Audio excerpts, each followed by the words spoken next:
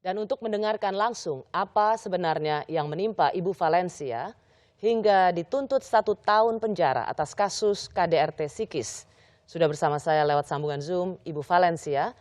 Juga bersama saya mengundang anak dari Ibu Valencia yang identitasnya kami samarkan atas permintaan keluarga.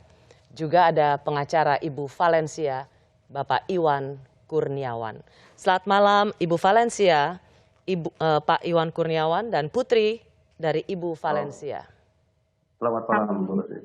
Selamat malam, Ibu. Ibu Valencia, Malam, Bu. selamat malam.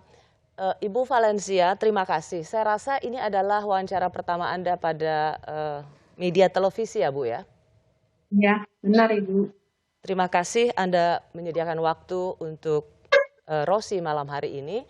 Saya tahu bahwa hari ini Anda mengikuti persidangan dan membacakan pembelaan atau pledoi dengan judul yang Anda kutip dari surat Ibu Kartini, habis gelap terbitlah terang, tapi Anda ubah jadi habis gelap terbitlah teror. Bu Valencia, sebelum saya berbicara soal pembelaan Anda, saya mau tanya, bagaimana sesungguhnya persoalan yang menimpa Anda? Seperti yang tadi saya baca di pledoinya, kurang lebih ya kayak itu secara garis besar. Tahun 2019 ya, saya mengajukan gugatan cerai. Ya, sejak menggugat cerai ya dibikin laporan sama mantan suami. Dibilang pemalsuan surat, padahal itu mobil kan beli sendiri. Dan udah buka laporan yang di Teluk Jambe, yang pemalsuan, tidak cukup. Buka lagi satu yang di Polres. Yang di Polres itu penggelapan mobil.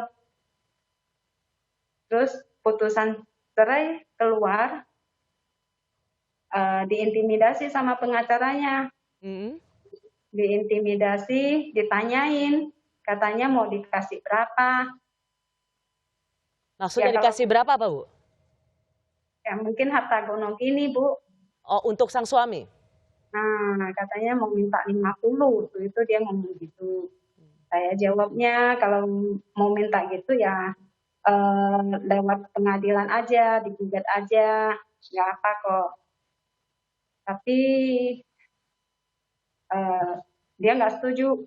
Saya ada kasih opsi satu, saya bilang saya kalau ditanya saya mau hibah ke anak. Tapi dia kekehnya mau minta 50. Dan dia bilang kalau gitu ibu nggak setuju kalau kasih 50, saya gugat ibu. Ibu ada kasus. Diancam, Bu. Nah, waktu itu gemetaran banget. Nah, kita kan awam ya, Bu ya.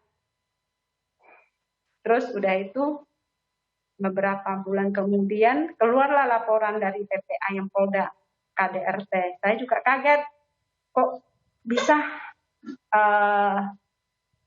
bilang saya bikin dia tekanan psikis ya. Saya juga bingung. Jadi justru ibu yang dilaporkan, ibu melakukan kekerasan pada sang suami? Iya. Dibilang saya menguasai aset dan membatasi bertemu anak.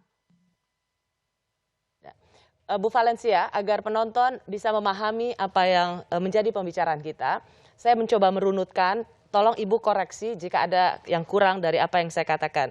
Jadi pada tahun 2019, Ibu sesungguhnya sudah mengajukan gugatan cerai pada sang suami, dan Ibu dimenangkan di pengadilan negeri. Dimenangkan. Dan kemudian kasasi, banding dulu di pengadilan tinggi. Pengadilan tinggi mengabulkan atau menguatkan putusan dari pengadilan negeri, memenangkan Ibu, dan sang suami harus membiayai 2 anak Ibu. Lalu kasasi di Mahkamah Agung, tapi sang suamilah yang tidak melanjutkan banding. Sehingga sebenarnya status cerai atau Ibu dimenangkan oleh pengadilan atas gugatan cerai itu sebenarnya sudah sah ya. Suamilah yang harusnya membiayai nafkah kedua anak Ibu. Benar. Tetapi kemudian tadi Ibu cerita, suami melalui pengacara justru ingin ada harta gonogini sebesar 50 juta. 50%. Oh, 50% Dari aset. dari asetnya Ibu. Iya. Kira-kira berapa tuh, Bu? Nah, saya tidak pernah hitung. Oke, nggak apa-apa. 50% dari aset Ibu, Ibu tidak bersedia, tapi kemudian ada ancaman kalau Ibu tidak memberikan gonogini 50% dari asetnya Ibu Valencia, maka dia akan tetap mempersoalkan Bu Valencia. Dan jadilah... Saya. Bagaimana, Bu? Membuat laporan buat saya katanya. Ya, dan jadilah laporan tentang kekerasan dalam rumah tangga yang dilakukan Ibu. Jadi Ibu katanya sering marah-marah pada suami? Saya marah-marah, ya namanya pertengkaran suami istri ya. Menikah sama dia juga ekonomi juga bukannya bagus. Ya pasti ada pertengkar lah ya suami istri. Sebenarnya dia juga tipe pemabuk sih. Suka mabuk, suka judi. Itu yang bikin Ibu marah? Soalnya kalau pulang udah muntah kemana-mana. Seberapa besar, Bu, seberapa banyak frekuensi mabuknya seorang suami sehingga sebagai seorang istri punya kewajiban untuk marah, untuk mengingatkan, dan sangat wajar marah pada sang suami?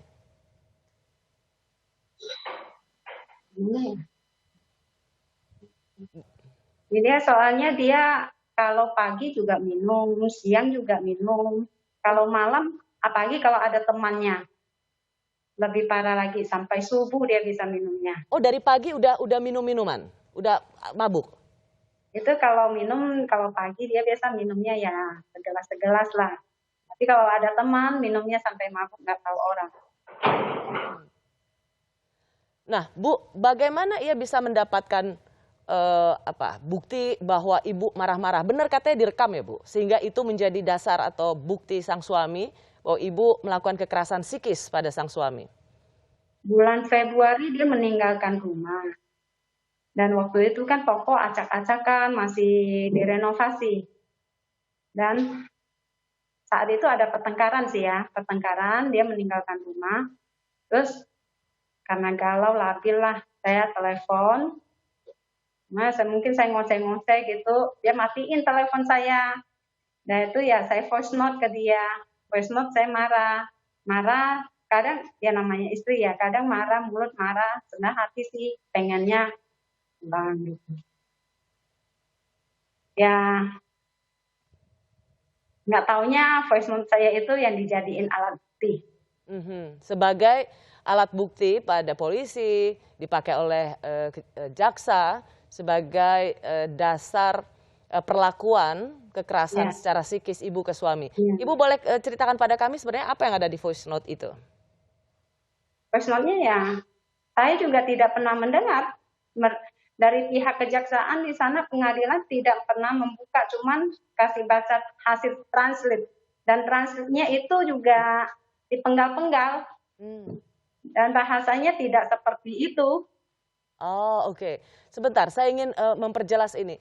Jadi Ibu disebutkan membuat voice note oleh kejaksaan, itu ditranskrip, dan Ibu merasa bahwa transkrip itu tidak sesuai dengan apa yang Ibu ucapkan sebenarnya. Ada sedikit, tapi bukan maksud yang itu. Misalnya Ibu bisa berbagi pada kami? Seperti apa ya? Saya pernah ngomong kalau nggak salah, kamu kok begitu ya? Kamu benar-benar bukan kayak manusia loh. Kamu benar-benar kayak, kita ada bahasa kayaknya. Kamu tuh benar-benar kayak cukeu lo gitu. Tapi di translate-nya, hei anjing lo, babi lo, keluar lo, ceraikan saya. Tidak seperti itu. Apalagi voice note itu tidak pernah diperdengarkan di persidangan. Nah. Sehingga Ibu sendiri tidak mendengar suara Ibu yang Ibu rekam dan Ibu kirimkan pada suami. Iya.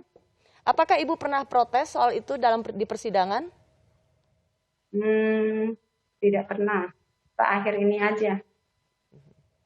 Ya.